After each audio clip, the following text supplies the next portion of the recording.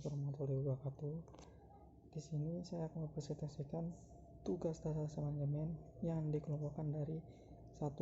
Lalu Agung Fernanda, 2. Nur Hayani, 3. Lalu Hendrawan, yang berjudul fungsi manajemen. Baik, saya akan membacakan yang pertama, pengertian dan fungsi manajemen. Kata manajemen berasal dari bahasa Perancis kuno yang memiliki arti seni melaksanakan dan mengatur. Sedangkan secara universal, manajemen adalah seni mengatur pengguna sumber daya manusia dalam suatu organisasi untuk mendapatkan kinerja yang tinggi maksimal dalam berbagai tipe organisasi, profit maupun non-profit. Dalam manajemen terdapat seseorang yang bertugas untuk melaksanakan manajemen itu, yakni bertugas mengatur, berorganisir, dan mengontrol suatu organisasi tadi. Sosok ini biasa disebut sebagai manajer. Fungsi manajemen. Secara umum, terdapat 4 fungsi manajemen, yaitu perencanaan atau planning, pengorganisasian organizing atau pengarahan directing, dan pengendalian controlling. Untuk lebih jelasnya, berikut ini kami tuliskan penjelasannya yang perlu sahabat ketahui. 1. Fungsi planning manajemen. Yang pertama, tugas perencanaan. Yang dimaksud perencanaan adalah manajemen berfungsi untuk menyusun rencana dan strategi untuk mencapai tujuan organisasi. Planning merupakan fungsi yang terpenting karena tanpa adanya perencanaan maka fungsi yang lain tidak dapat dilaksanakan dan tentunya tujuan manajemen tidak tercapai. 2. Organizing. Fungsi perorganisasian adalah fungsi manajemen dalam hal pembagian tugas dan kegiatan besar menjadi kecil untuk dibagikan para anggota sesuai keahlian masing-masing. Dalam arti manajemen bertugas untuk mengelompokkan tugas orang, tanggung jawab, dan wewenang sesuai porsi sehingga mencapai tujuan organisasi itu sendiri secara bersama-sama.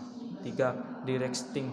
Pengarahan merupakan tindakan yang dilakukan agar semua anggota berusaha untuk mencapai cita-cita organisasi. Dalam fungsi pengarahan ini, fungsi manajemen adalah untuk meningkatkan aktivitas dan efisiensi kinerja para anggota secara optimal dalam mencapai cita-cita perusahaan.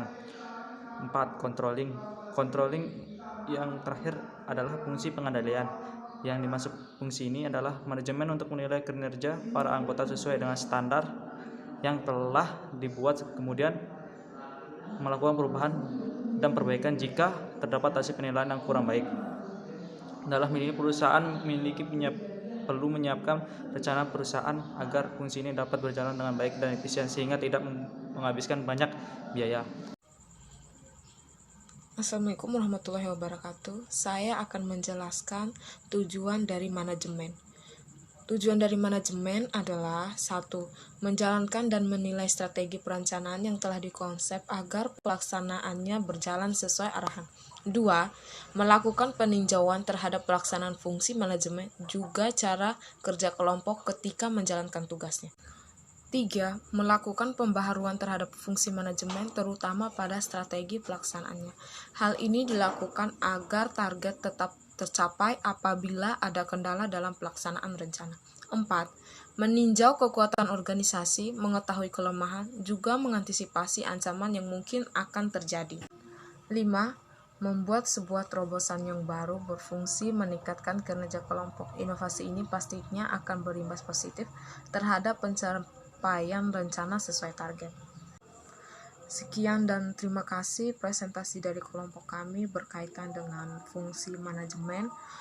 Untuk mata kuliah sosiologi, kami dari mahasiswa kelas B Sosiologi Universitas Mataram mengucapkan terima kasih. Wassalamualaikum warahmatullahi wabarakatuh.